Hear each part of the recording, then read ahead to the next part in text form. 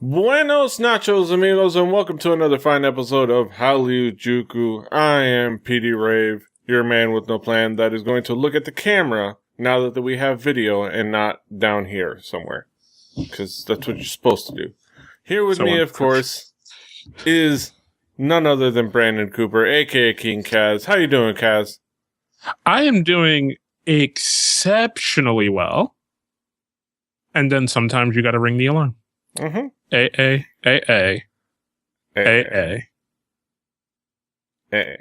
To anyone. Mm-hmm. I'm doing well as well. We are here excited. A day late, but none short. The Marlins won their first game of the season, and we're here to talk about East Asian pop culture. Just a lot of K-pop today. It's going to be another K-pop centric day.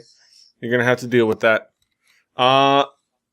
Alright, so, of course, we start off every episode talking about what we've been listening to this week. Kaz, regale us with what you've been listening to this week. I've been watching this weird-ass version of 2NE1's Scream video, which I didn't put in the doc first, but I wanted to talk about it first, so I grabbed it first, which means it didn't go first. Mm-hmm. That's math for you kids. But yeah, no, I don't know what's up. It's Scream. It seems like it's the video for Scream. It's not on the official 2NE1 channel, and it is not in Korean as far as I can tell. It's a Japanese, I believe. Yeah, I think so. Yeah. Yep. So. Yeah. Okay. Like, I don't know why you would not, if you have the video, give me the video. On the official channel. Like, is it like, I have to wonder, is it like a law or rule with like the Japanese pop music where you can only put up like short videos, if at all, of your music videos? Like, cause like every like J-pop, every like Japanese act, it's always been like the short version of the PV, and it cuts off halfway. It's like, well, no, cause AKB's videos seem to be the full video. Yeah, seemingly. I don't know. What is the deal? Oh, here it is. 21. You gotta love 21. The other thing is, I don't know. I wanted to kind of give some love to Laesung, Gary, and I can never think of Gil's name. Gil. So I put two of their songs in there. Which one is which? Which one is which? Someday is done with Yoo Dae-hoon of YB, a band I'm not very, very, very familiar with, but it's a really good song. Like kind of done in a live studio performance or whatever, done with like a lot of the Laesung Unplugged stuff that they were doing. Yeah. And Hard to Be Humble, another one from there, that Unplugged kind of set that they did. Such a fun video of like a little Gary and a little Gil kind of running around like messing with people and like just being two awesome ass little kids, and like I don't know, it's just a fun video to watch. Little gangsters and shit. Yeah. Little tiny Asian gangsters. That's hilarious. Adorable.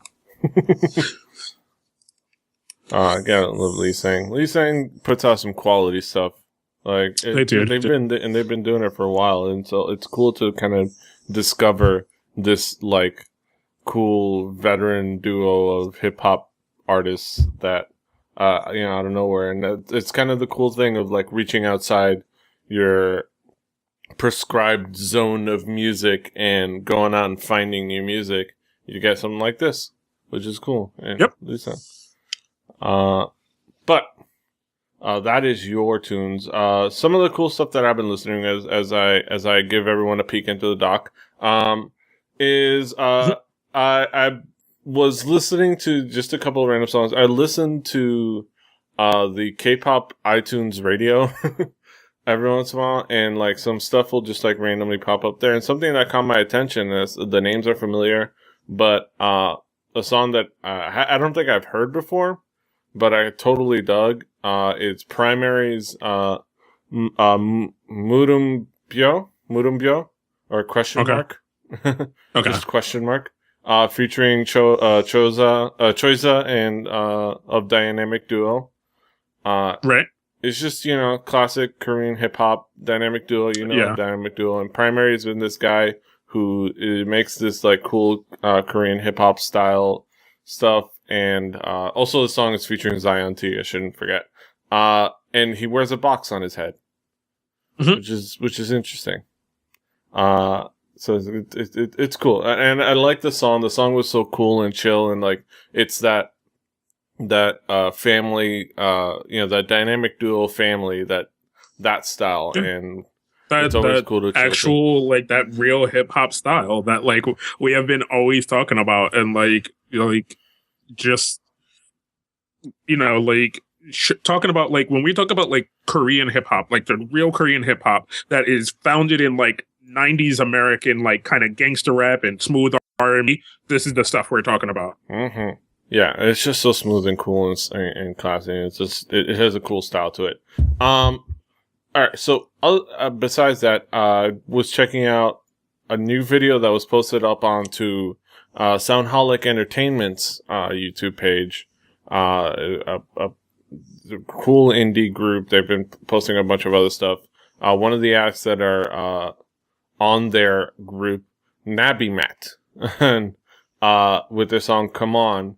And I had posted it up on my social network sites, and I posted in the comments of the video that basically it's Jim Morrison was reborn in South Korea apparently, because this is like Doors reincarnate. Like everything about it is like the Doors, like the organs, the guitar work, the way the singer like belts out the song and like growls it out. Like this is like a tribute to the Doors. You got a chance to check it out, didn't you? Yeah, I was listening to it before we started, and I'm listening to it again now as we're kind of talking about it. And now that you said that, I kind of see that feel of it. But like, yeah, it kind of has that kind of grungy, not grunge pop, but like the kind of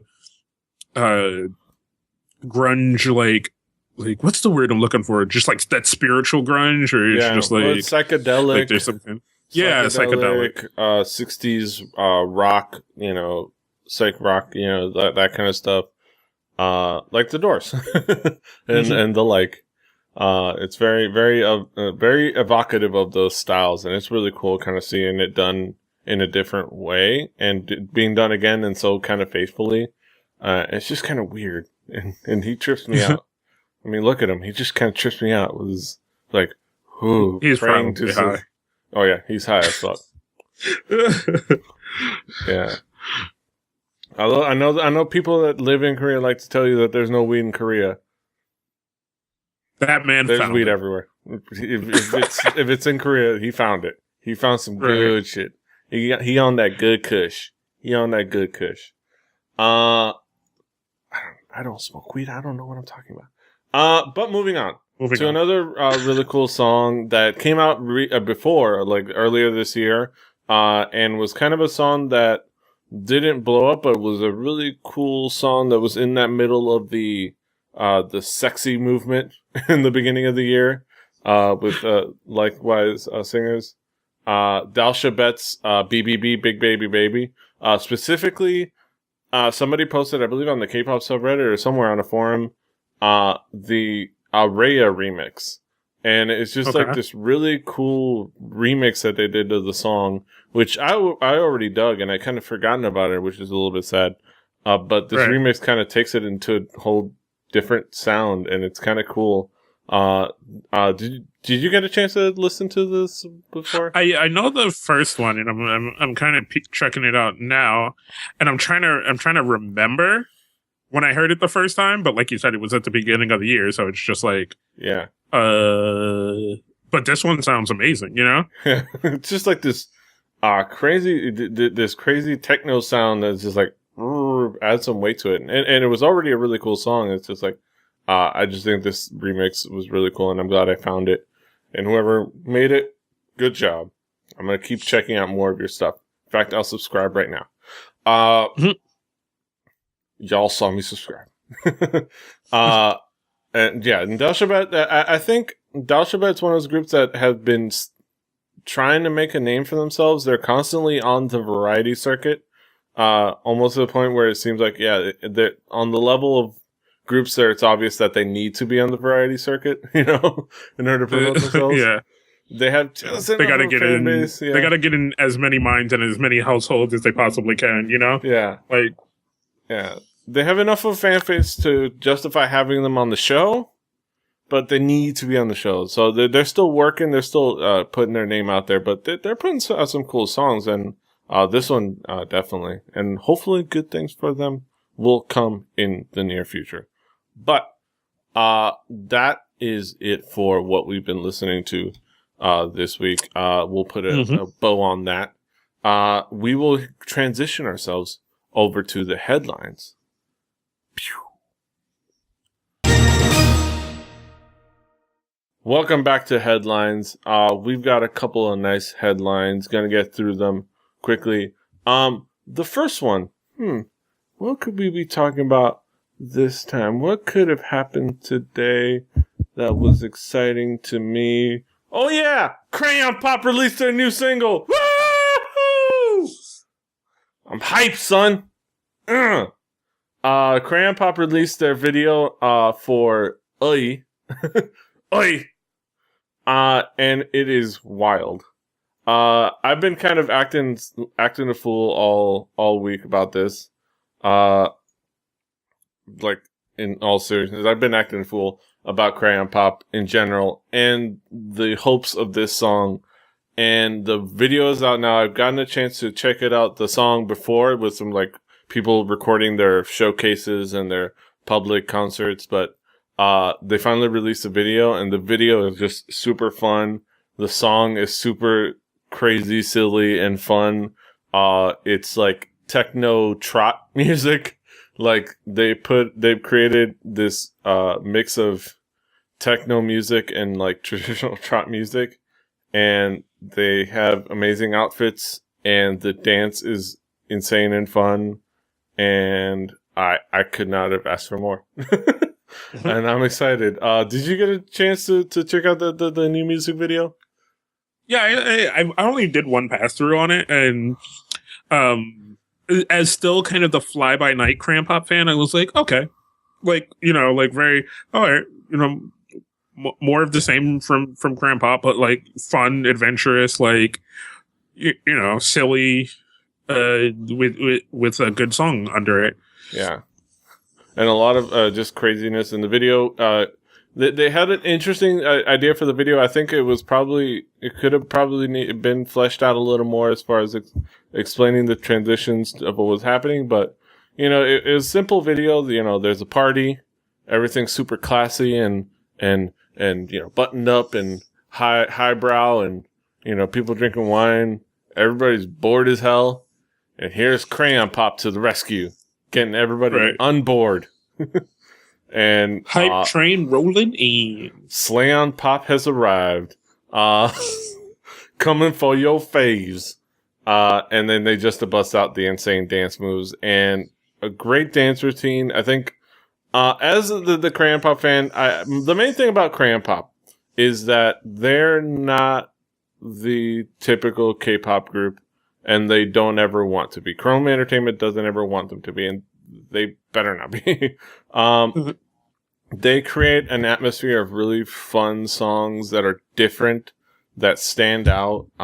They're humorous, therefore easy to kind of share and easy to share with your friends and spread out, and accessible to everybody. So I think and speaking of sharing it out with your friends and it being all over the place and accessible to everybody, if anybody has been kind of a part of this Reddit 4chan meme of Raj and Tyrone, Tyrone blessed Crayon Pop, Yeah, Tyrone, from his mouth to your ears, he has said, he endorses that Crayon Pop run shit, in his words, and it is true. Crayon Pop run shit. But no, that is, dude, I just want to railroad the show for 2 seconds. I fucking love the Raj and Tyrone meme thing of like just sending this African and this Australian dude just random ass scripts to read, and they will read literally anything for the few cents and dollars that you send them. And it's amazing. Amazing. Oh God, I got to find out what. How do we send these people money in order to? I gotta find the fucking Reddit thing. I just love watching the fucking videos. Like, I don't even give a fuck. Like, but I will figure it out. Like I don't. It's probably PayPal. I'm gonna assume it's PayPal. I don't know. That's for people who know and for people who think. Right. That's for other people. But it's not the only new release that happened this week. No. Another big time new release, Apink released. Apink. That was no. Let's stop that right there.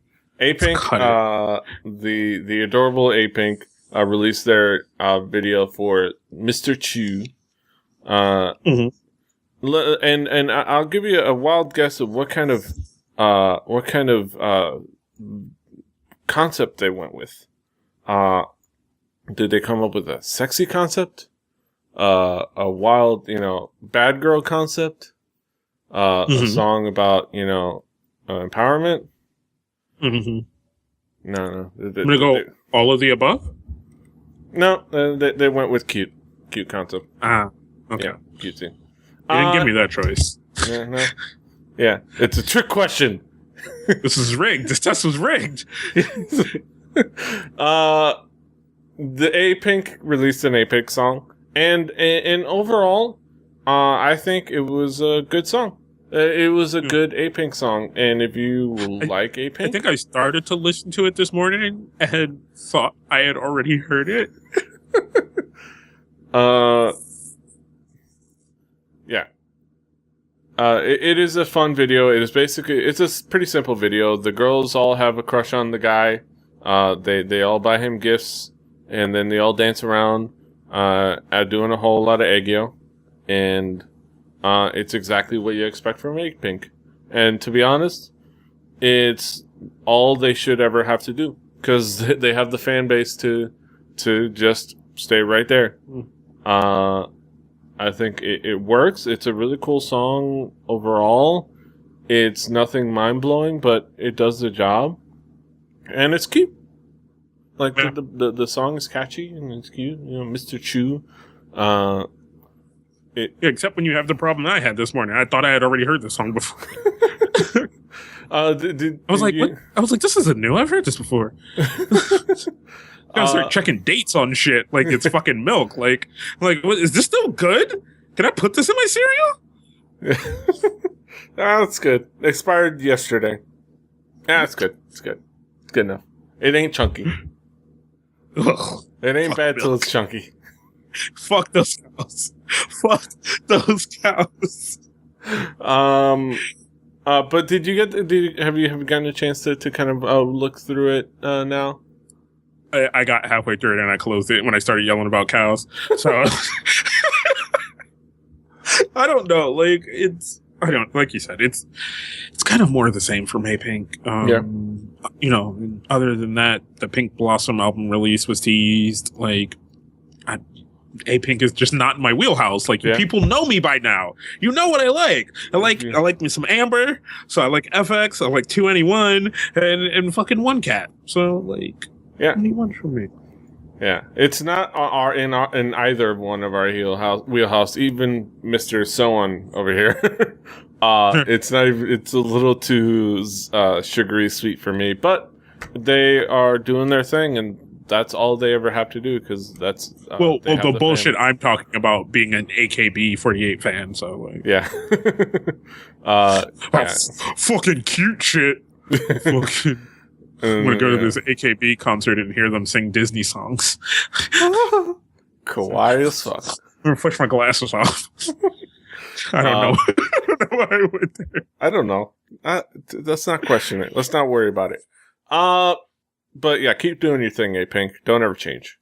All right. So, in good guy, bro news. Good guy, bro. Good guy, bro news. Shiny's key. Do you even lift? Because if you do, I'll help you lift that. Good guy, bro. Good guy, bro. Shiny's key reaches out to self-harming fan by relating his own personal story. So something happened. It was on his Instagram his Instagram. He saw a person that was named Ugly Fatty Cutter. And on her page, she has a lot of graphic pictures of her scars from cutting. And reached out to her and said, "Hey, I don't know what is your name, so I'll call you Cutter." He says precisely this: "Hi, Cutter. I don't know your name. What is your name? So I'll call you Cutter for now. I know sometimes you can feel your life is suck or hard. Your life sucks or is hard, but everybody does. Stop cutting. I had really bad habit when I was young and I stopped, but I still have a scar on my body. Don't cut anymore and show me you're getting better on your Instagram. I'll be by your side." It was an interesting kind of a moment of a K-pop idol reaching out to the fan, and I just kind of wanted to include it just because it was kind of cool. Yeah. It's always cool to just kind of see that the K-pop idols care, even at least make the effort to show that they care. And I don't know, what was your impression of seeing this? What they talked about in the article, and what happened here? This is the stuff that like can sometimes get tossed under the bridge of like how just genuine somebody can be. You know what I'm saying? Like, this is something that could have been really just passed over.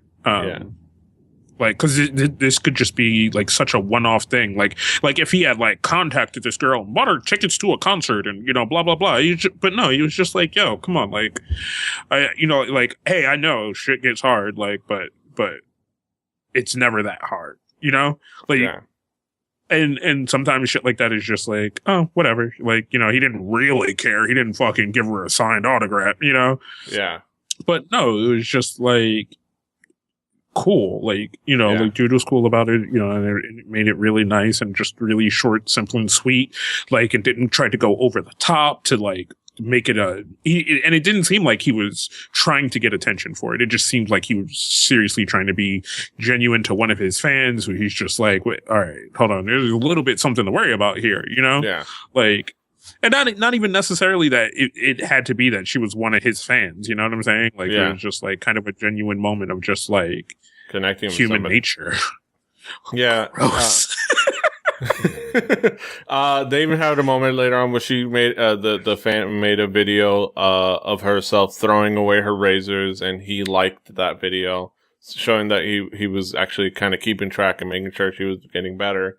At the end of the day, one of the things that they talk about here, the guy from Asian Junkie in the article pointed out, and one of the commenters that kind of knows the stuff pointed out that in all likelihood this fan was doing all of this for attention in the first place, and at the end of the day, she needs a little more than just this, and she's gonna need some like actual proper mental help. Well, yeah. But that aside, and she's probably, you know, this might, and although they talk about this causing people to do crazy things for attention from their favorite K-pop idols, all of that aside, it's still a genuine cool moment at the end of the day. From somebody who, you know, who seems genuinely cool, in Key, and, in one of the, but, you know, I'm Shiny is a group that I liked, and now I have a reason to like them even more. I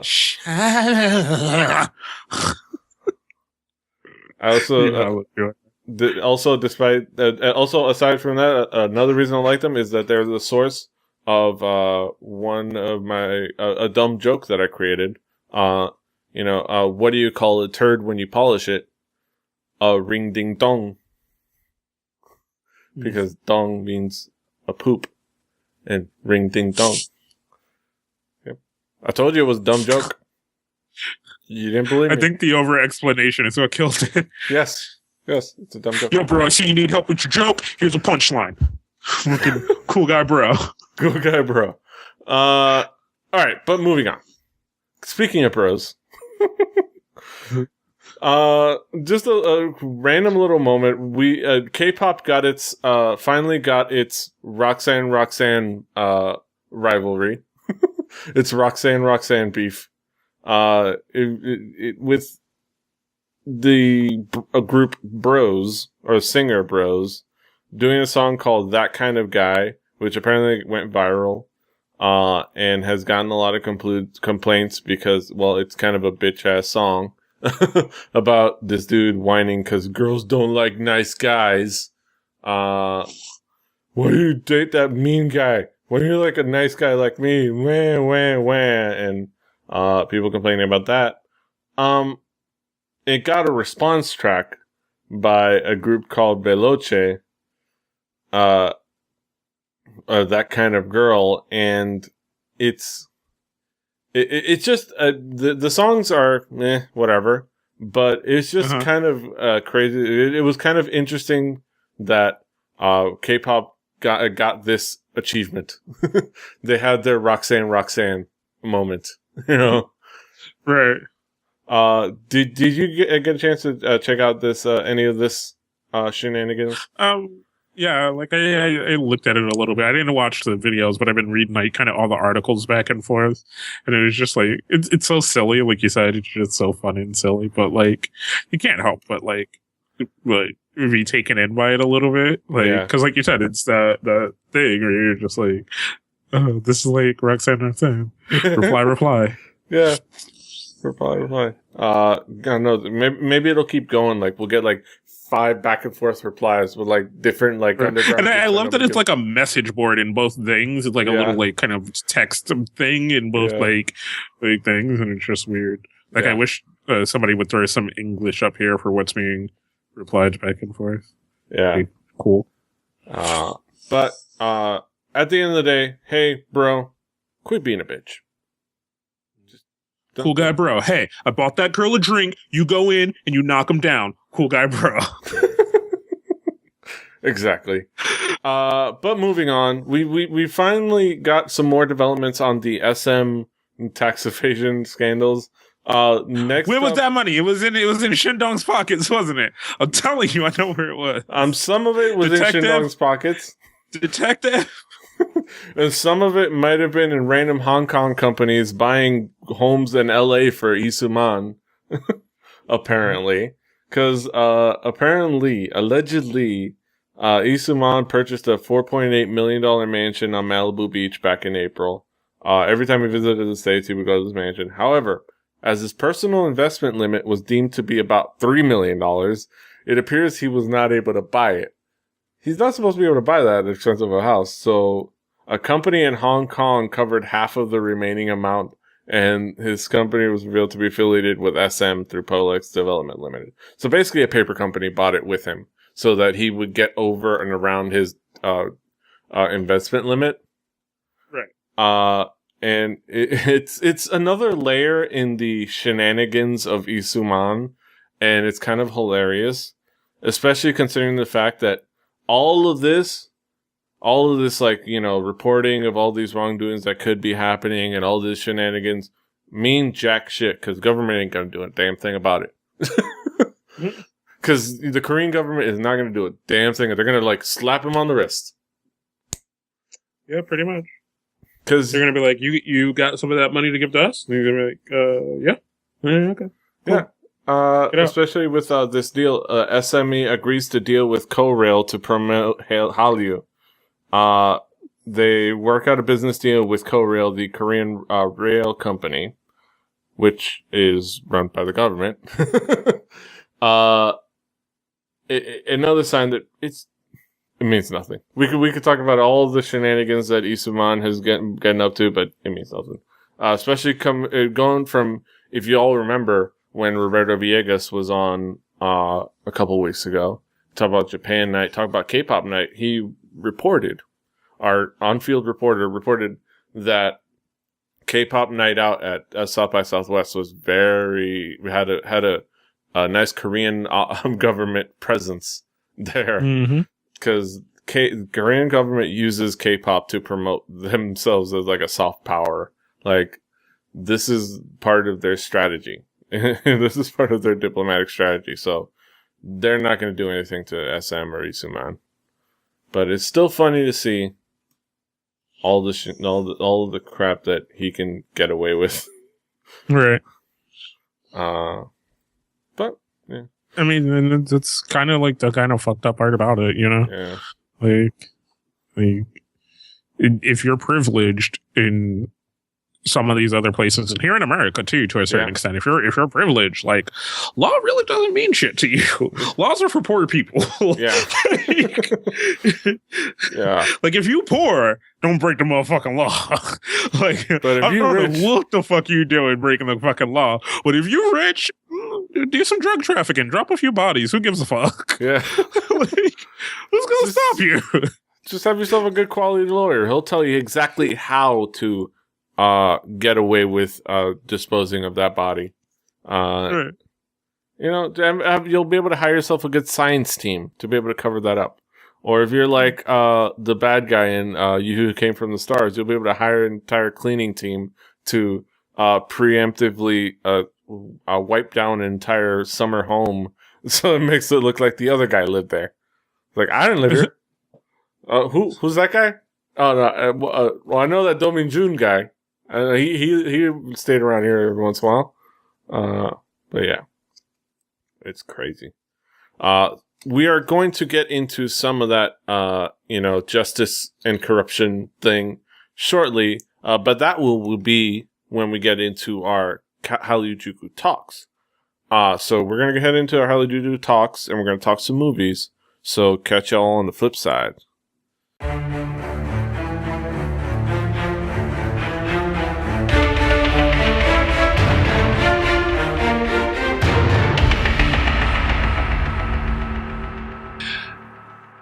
Welcome back, everyone. This is the portion of the show where me and Petey talk about some kind of specific entertainment, movie, TV show, whatever, pretty much movies and TV shows.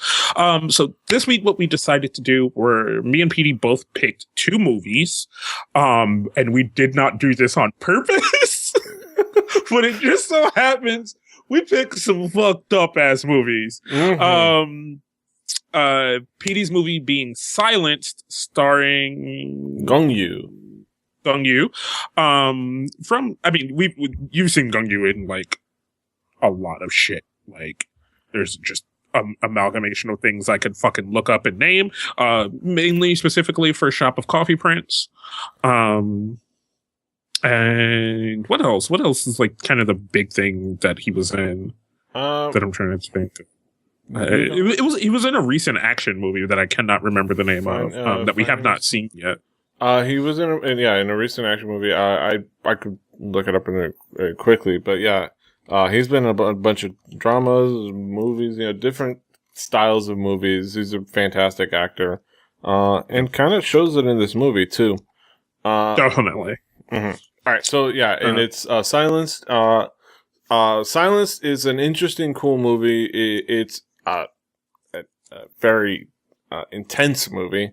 It's about Gong Yu's character being a new teacher in a school for the deaf, and slowly finding out that things aren't quite as they seem when he shows up. I don't know if it's slowly. Like it ramped up a lot quicker than I thought it was going to. And it kind of hits this high and stays at that pace till the end. And then it kind of starts to lull a little bit. But like, there's like a ramp up and you kind of stay there at this, kind of height of the movie. Because like, once he sees one thing, everything just kind of opens up to him like a flower, and it's just kind of this progressive thing. And it kind of goes into the weirdness because like there were things that for me, and I'm going to take this perspective on it, right? There were things for me as an American, right?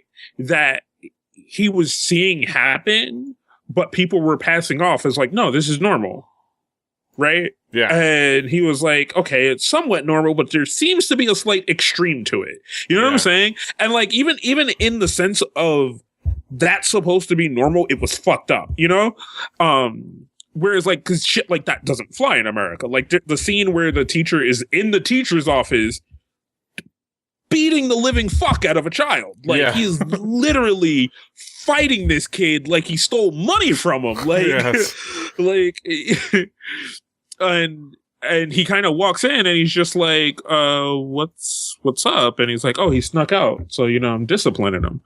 And he's like, okay, I guess that's cool. But like, you're hitting him kind of hard, and it's just like, and you kind of see these things in Korean culture of just like kind of the like physical force discipline a lot. You know what I'm saying? Especially like in dramas and movies and things like that. It seems to be like an acceptable level of physical discipline. Yeah. I'm trying to think like what else, like, and even the part where the little girl takes him down to the wash facility and the lady is stuffing a girl in a fucking washing machine while it's on. And she's like, oh, like, what's your fucking issue? And he's like, you're like, what is your fucking issue, lady? Like, you're fucking crazy. And she's like, no, I'm disciplined. Like everybody kept using discipline as like this crutch to like get away with what they were doing. You know what I'm saying? And then the other thing that got to me was trying to math out like background characters. Yeah. Because when he's in the like teacher's lounge beating the shit out of this kid, right? Like, there were other teachers around, but like nobody looked up. You know what I'm saying? It's like, and I'm just like, are you that defeated already? Yeah. Or like, are you like in on it? Are you bought in? Right. Part of the mentality, and it's just these moments where it's just like you start to notice the fucked upness that is involved in this school as you go along. Just though that level, it's like, okay, this is pretty fucked up, but hey, there might be something more going on, like beyond this. And the first domino leads to the next domino. Like the first thing that happens is the first thing that happens is from that abuse is when they get to take them to the hospital and find out, they give her an examinations, find out she's being sexually assaulted. Like, okay. Like, and then that starts the next step and the next step. And, this intense story. And speaking of like the characters, the acting is what's the big thing about this movie. The way each of the characters is portrayed, especially the lead characters, and I guess that you would call them the villains, the like villains. Each character is portrayed so, I think, such the right way. I don't know. How did the acting feel to you? How did you get? There were parts that were like kind of over the top. Yeah. Like, like there were some characters who were like the disciplinary lady. I can't think of what her character name was. Yeah. She was like very cartoon villain in a sense. You know what I'm saying? Like throughout the whole movie, she was very, very cartoon villainy. Yeah. Should I Photoshop a mustache on her face? Like I did that one other. Yeah, like especially when she's holding the paper to the other lady, like, "Oh, I beat you here. I got the deed." Like, okay, yeah, okay. But how about the other characters, especially Gong Yu? Gong Yu's like at the center. He was the kids. The people's rights lady and him, amazing, dude. Like, holy shit, like hit me in the heart. Amazing. Like all of their acting. And I was so glad the focus was a lot more on them than it was on the people who were being bad. And a lot of their shit was just in flashbacks of them doing horrible things. Yeah. Because other than that, they were terrible. Yeah, and it was focused on them, and their acting really kind of grounds it in a way, because they kind of hook you in. Gong Yu has this very likability, but still can kind of portray this like turmoil within the character. But the moments where he gets the kids to open up, it's like you feel those, and like the kids are fantastic. One of them, oh my god, the kids are fucking amazing, dude. Especially Kim Soo Hyun, I believe the little girl that was in The Good Doctor. Yeah. That, and her on You Who Came From the Stars really tells me that she is a phenomenal actress, like in so many different ways. Yeah, and all the kids, even the especially the boy. The boy's journey. How did you feel about like the boy's journey? Because I think his was an interesting kind of portrayal. So it's one of those things, right? You initially feel bad for the girls because they're little girls getting raped, right? Mm-hmm. But then when I am so glad I'm kind of good at this sometimes with certain movies where I can logic out things. You know what I'm saying? Like, I can logic out, like just certain things that are happening. And I really, really thought about it. Like, not only was like he also getting molested in this story, but he was also on the constant end of getting the living shit beat out of him. Yeah. And then, like constantly. And then on top of that, and then that was enough. That should be enough. On top of that, because of this abuse, he ends up losing his little brother. Like, right. Because one of the first things you see in this movie, and this is not a spoiler, one of the first things you see is the little one standing in front of a train and getting run over. Right. Like, and basically killing himself. Because, like, all right, it's like, I'm done. And that is like the first...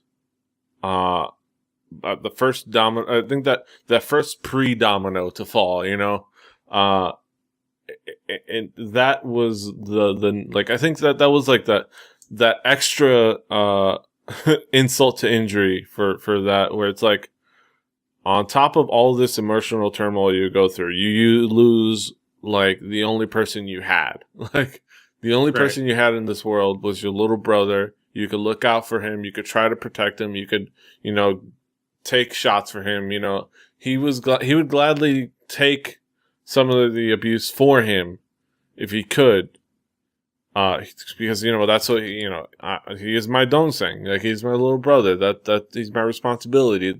All we've got is each other. So, but he loses him, and it almost feels like he fails.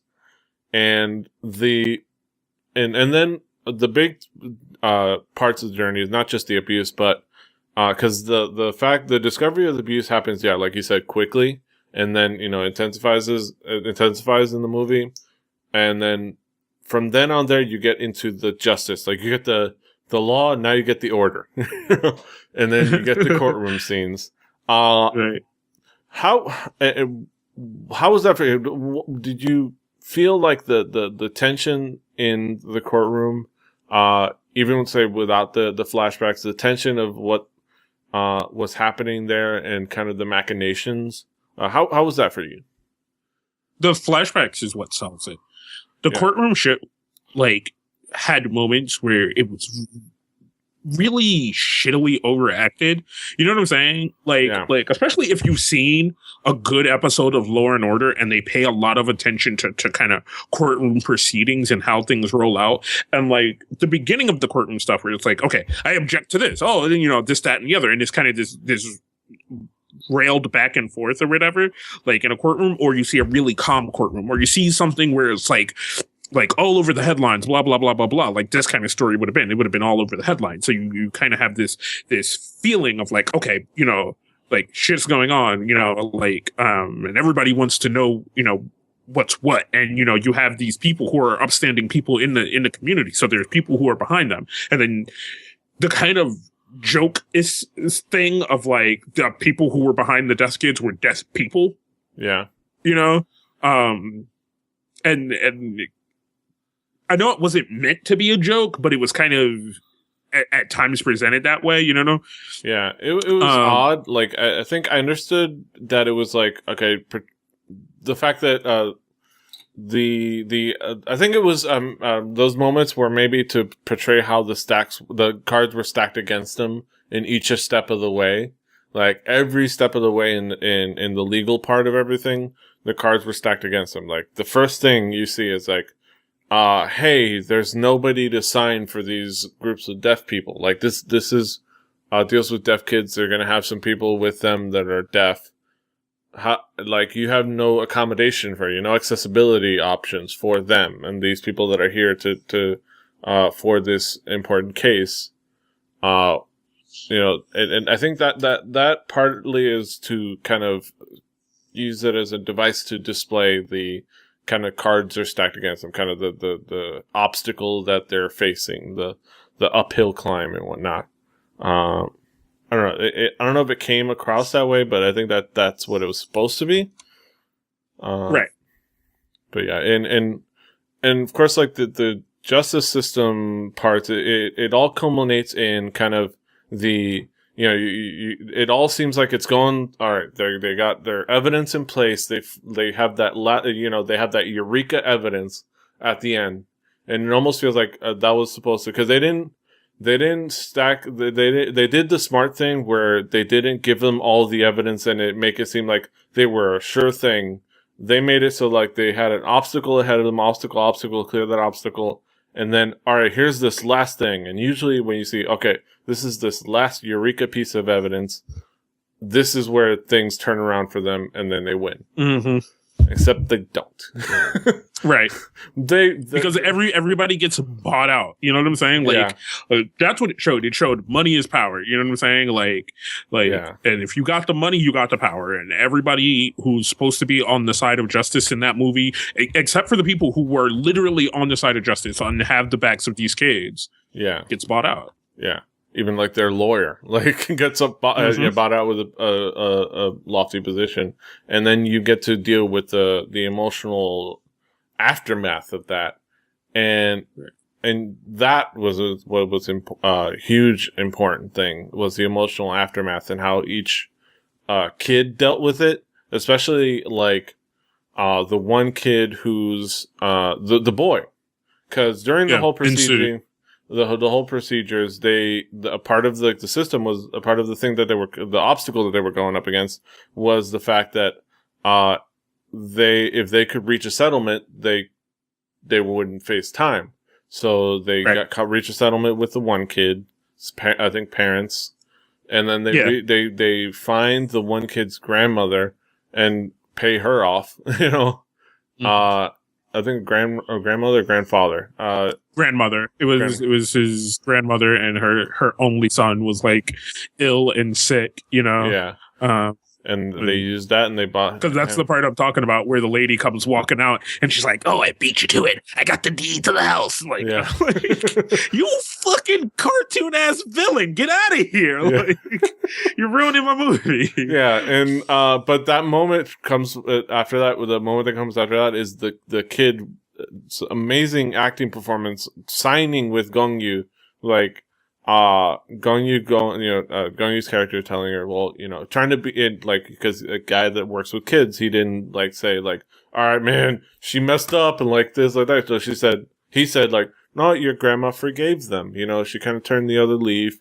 Things they didn't work out, but she decided to forgive. Sometimes that's a good thing. Sometimes that's the right thing.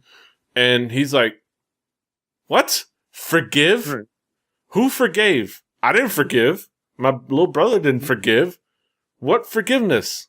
Like, how, what did forgiveness? And you could see, like, that emotional turmoil that he felt betrayed by his family. Like, he loses. I mean, he felt betrayed by everyone. You know what I'm saying? Like, he was like, I didn't get my turn to speak. I didn't get my turn to have my chance at righting this wrong that happened to me. He's like, this shit happened to us. Like, it didn't happen to them. It didn't happen to anybody. It happened to me. It happened to my little brother. My little brother died for this shit. I'm the one who got fucking, like, the shit beat out of me on a daily basis. Like, that didn't happen to them. That didn't happen to anybody else. Like, where's my say in this shit, Yeah. Exactly, and that and because like that was the moment where you can see him practicing, like he was practicing what he was gonna say, like he was gonna go, all right.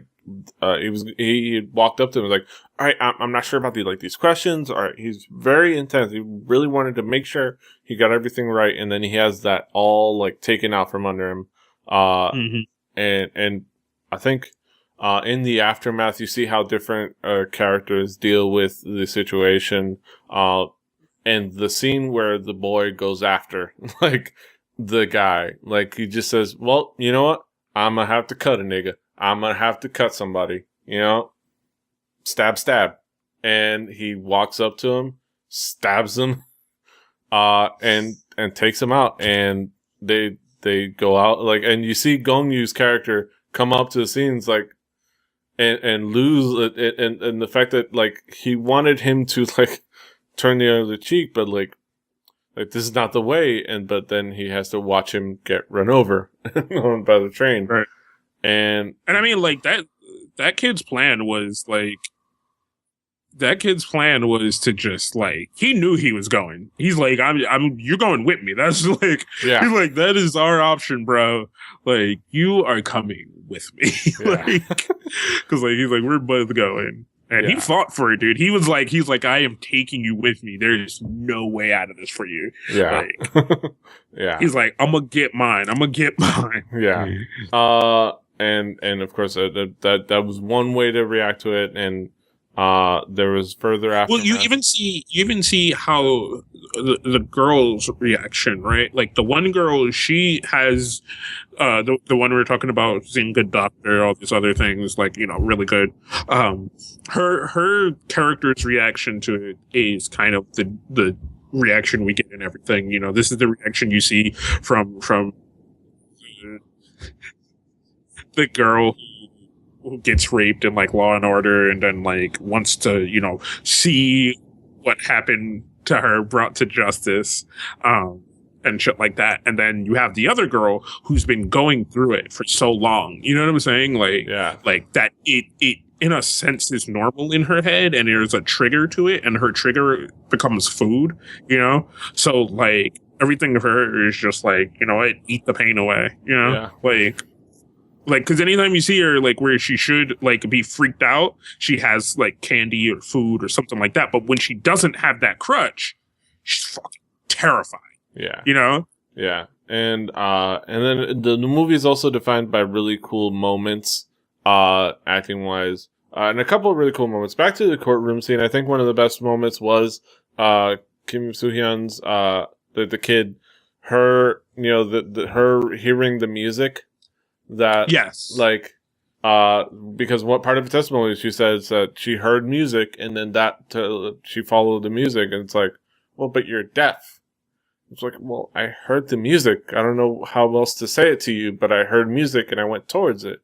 And they actually tested her, and she passed. So you see her, like, they turn on the music, she raises her hand. They turn off the music, she drops it, raises her hand, drops it, and it's like, obstacle, you know, achievement unlocked. And then another great a moment that drives it home is at the end, close to the end, you see Gong Yu's character in that protest getting doused by the hose, with that picture of the kid repeating his name. Is like, oh my god, dude, that was some shit, you know, like.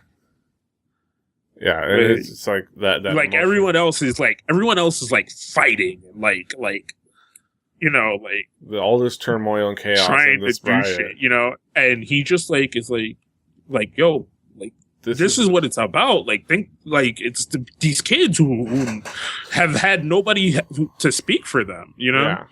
And of course the moment at the end where he walks by the sign, the tourism sign for the fake city that the whole thing was at, is like God. And he sees this picture of this beautiful city, the city of smog. It's like the complete opposite of everything you experience from that town, right. and it all ties it into this bow. And I think overall was a fantastic movie that I think should be seen. I think it was a wonderfully acted, intense movie. And on top of all that, you can take home the fact that, emotionally, you can take home the fact that all of that happened for reals. That is based on a true story. Not exactly the way they showed it, because they kind of simplified the amount of, kids and the amount of, teachers.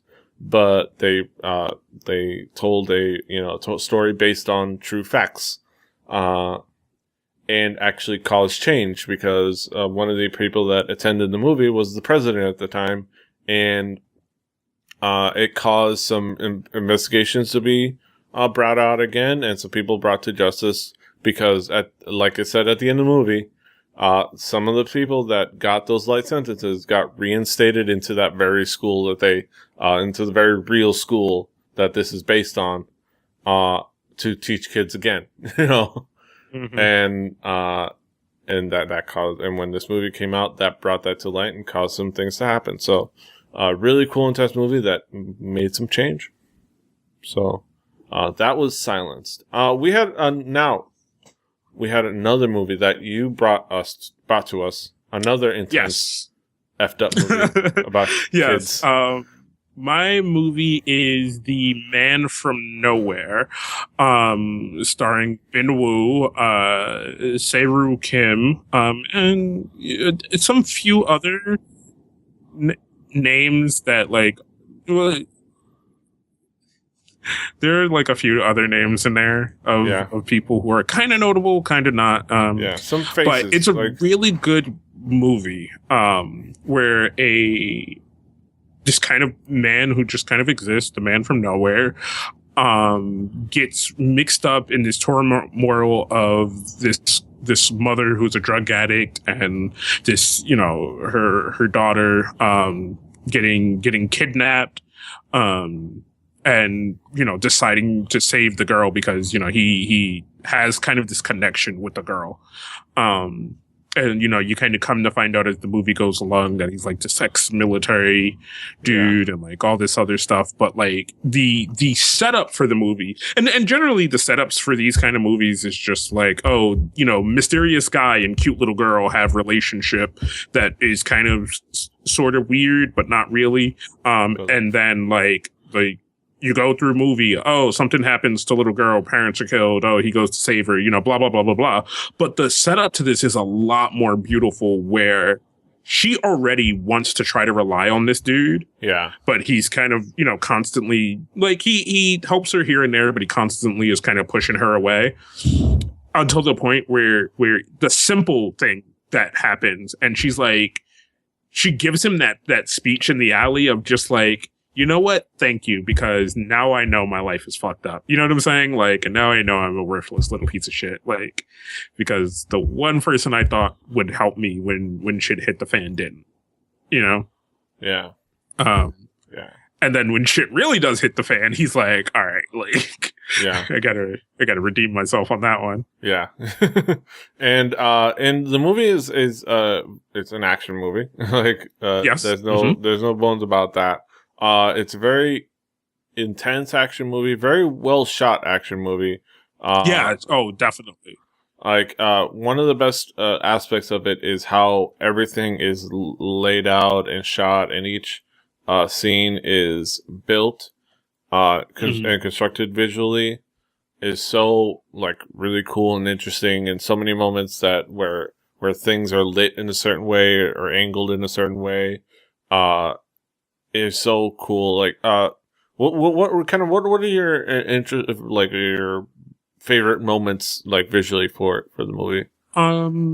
The kind of first scene at that golf club place or whatever. Well, kind of the first big action scene. You see the golf club, the little driving range or whatever, and it's kind of set up as this cool place, and you kind of go back to it a few times, and then when the first bit of real action happens there, how the kind of the twists and turns that they take when chases are happening and stuff like that, and even better before that, the first scene in the apartment, in a small apartment, where he kind of takes the dude out, and then the camera is kind of fixed, but it still has jumps, it still has places that it kind of goes to. Yeah. But it's not like trying to like fucking John Woo, like Michael Bay around the fight and turn it into a 3D motion and like all kind of other shit. Like it just kind of is like you're gonna watch this fight happen. And a lot of the fights and the shooting and shit, it's really visceral because it's not one of those movies where people get shot and they're like,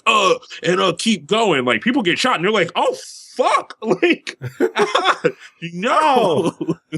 Like, people get stabbed in the shoulder and get a knife dug into there, and like it has intense action scenes, blood, gore, craziness.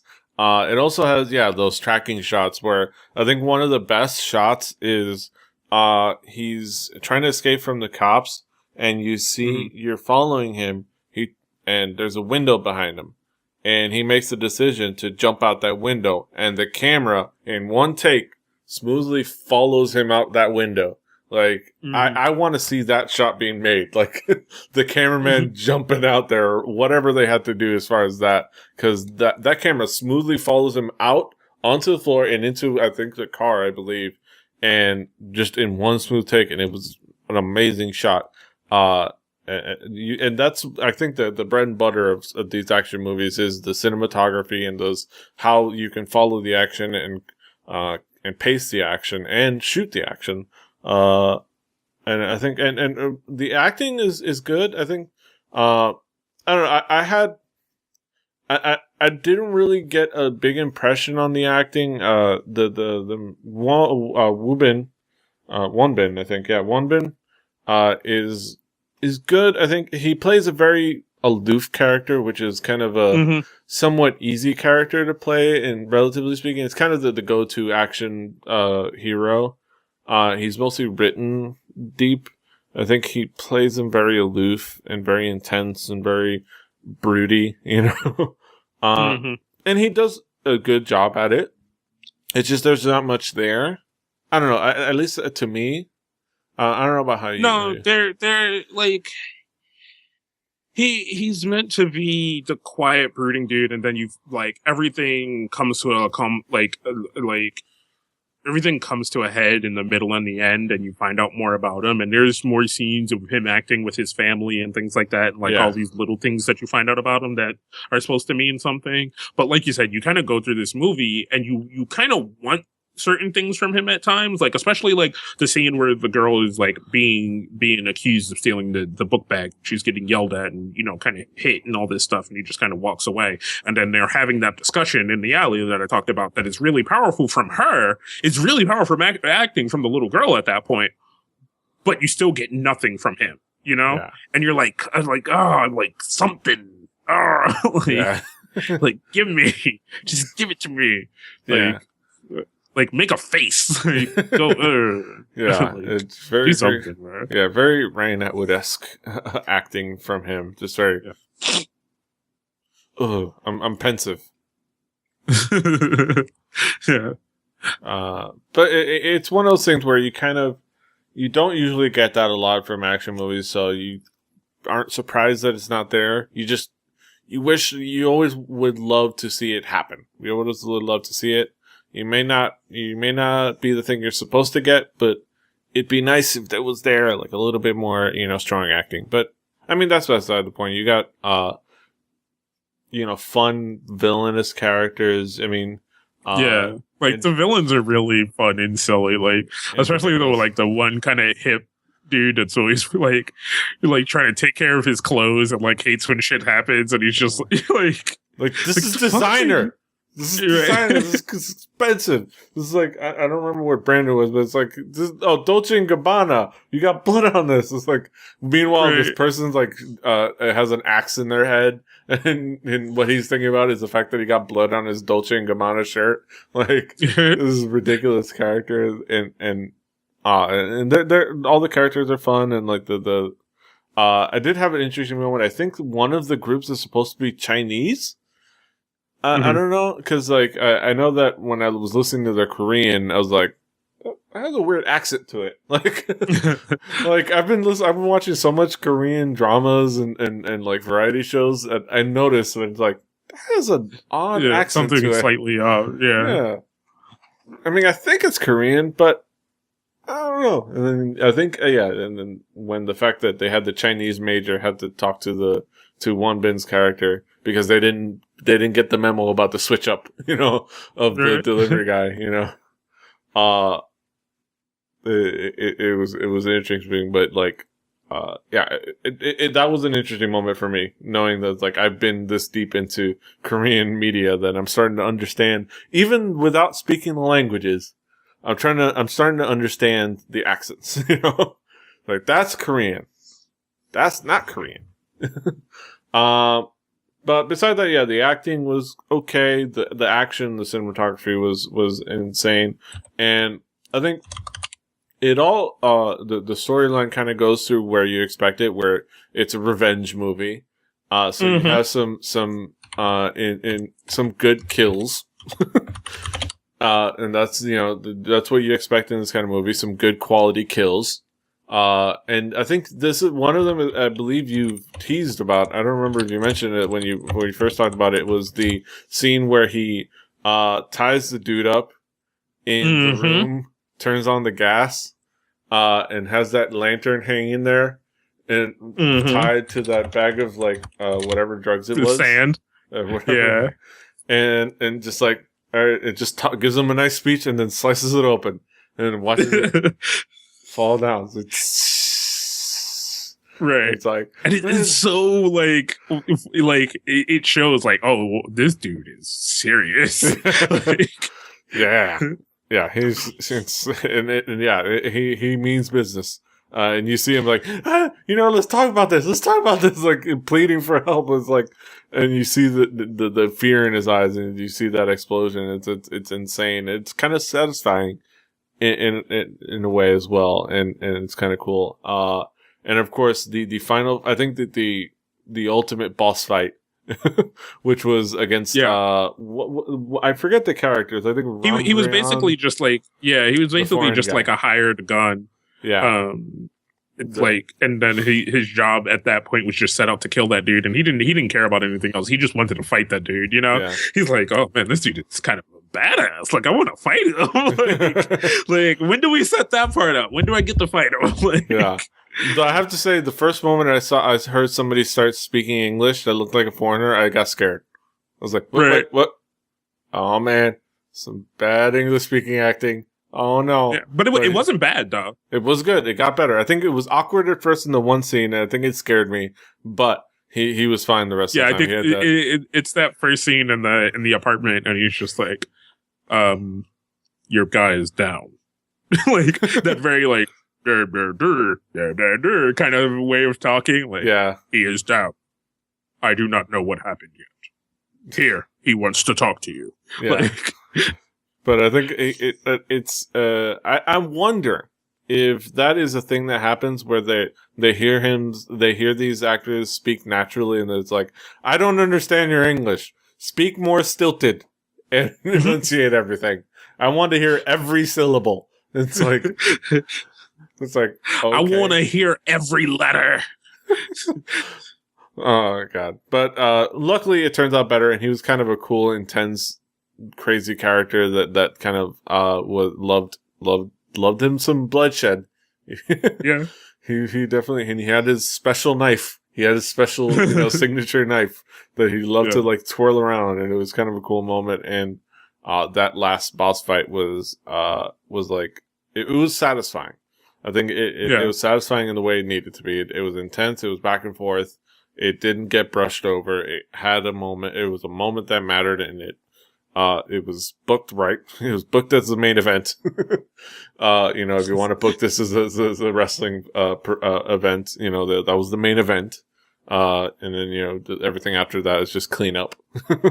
But it was a cool moment, and then they finally and then the emotional connection kind of comes out back in the aftermath with the girl. Yeah.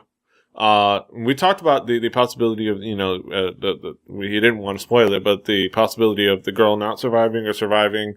We find out that everything is okay, because they, and from what's implied is from that guy, her life gets saved because, what we see is eyeballs that he's told are hers. And he was about to like save with every fiber of his life, and the other guy shoots and it blows up to piss him off, to involve a fight. But then we see that that she's fine, still has her eyes, but we find out it was the surgeon that got his eyes dug out, you know? So it's like, and that is such a like if you get trapped in a movie, you know what I'm saying? Like if you get trapped in that movie and you allow yourself to kind of get trapped in that movie, that scene where they fucking bowling ball the eyes to him. Yeah. It's like, and they're like, yeah, so about that. Strike. Like, did you think you were gonna win? And you're like, no. Like, you cut her eyes out. And he's like, oh, okay, everyone dies now. It's like, okay, that's just how it's gonna be. You know, everyone's gonna die. Okay, you're gonna die. You're gonna die. Oh, you're definitely gonna die. Hey, you over there, the extra. Oh, you're gonna die too. That's the boom operator. I don't care. Everybody's gonna die. Right. It's just, and then it culminates, and then they finally. And the scene at the end, and before they find out that she's okay, is with the bulletproof car. Oh my! He fires into the car. He's like, "It's bulletproof. Screw you. You can't shoot me. Shoot all you want." And he puts it onto the windshield, and just starts firing. It's like at the same spot, like over and over and over and over, and you're just like. Okay. Holy shit. Right. You're like, that's not gonna wait. It's like you see it's a hole. It's like I got one bullet left. It's like boom, and he's in there, and I do have to wonder if we can contact Mythbusters to talk about, you know, I like the fact that, you know, they understood the difference between bulletproof and bullet resistance, which a lot of these bulletproof like windows on these cars are bullet resistant. They can take some shrapnel and take a bullet, but if you dig at them, you can crack them and you can make a hole. But I have to wonder specifically not about that, but specifically about shrapnel and ricocheting. Yeah. Because where are those bullets going? Because they're going they have.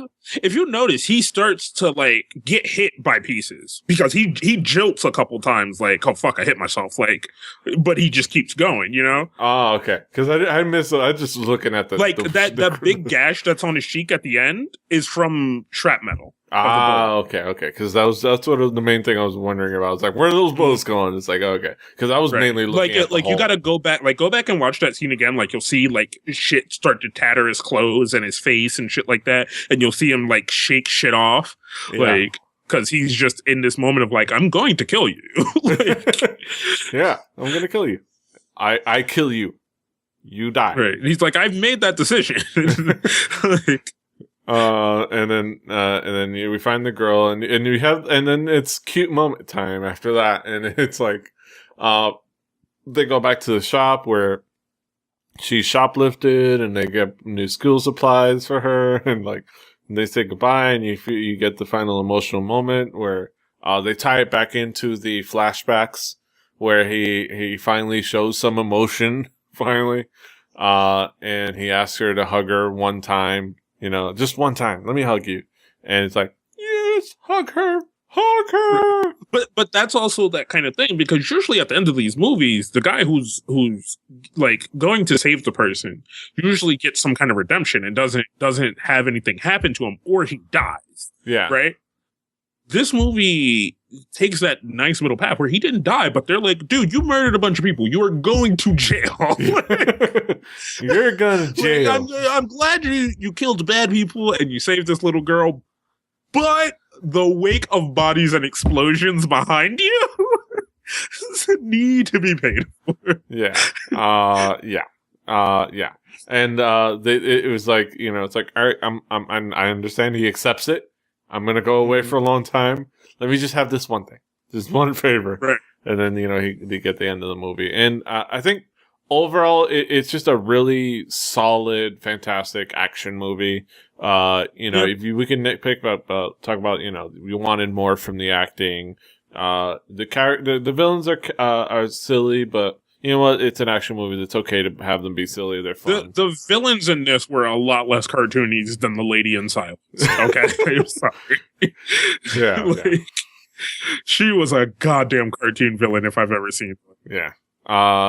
But overall, it's a fantastic action movie, and I think everyone should check it out. It is definitely worth. I mean, both of these movies are definitely worth a good checkout, but I recommend do not watch them back to back, please. Yeah, for your eyes and your sanity and your sadness muscles, do not watch these movies back to back. It is a fucking terrible existence you will put yourself through.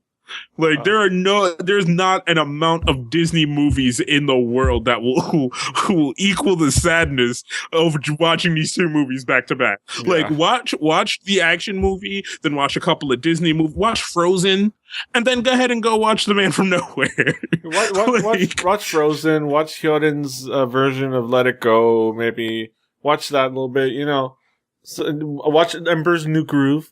It's a nice movie. Then watch The Man from Nowhere. Right. A buffer. Just put something in the middle, please. You need a movie buffer, just for your own sanity. Because I watched Silence, and then I totally recalled in my head The Man from Nowhere, and I was like, fuck life, bro. Jesus.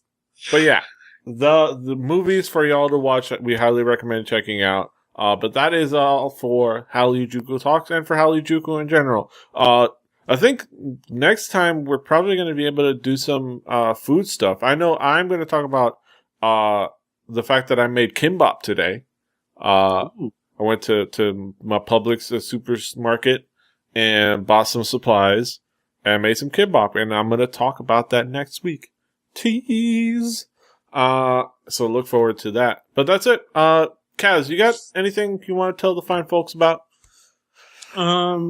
Just, I don't know, keep listening to all the podcasts, keep checking on the website because I'm slowly building it out. Other than that, no, not really. Yeah, you can follow the show at Hallyujuku. You can follow me at PDRave, him at King Kaz. We're all over the internet. Check out our website, hallyujuku.com, or better yet, for sharing with your friends and for remembering easily, kpoppodcast.com. Check out rebelli.net, iTunes, Stitcher, all the things. Subscribe, like, share, do us that favor, review, maybe. But until next time, hasta los huevos. Annyeong. Annyeong. Marlene's fighting.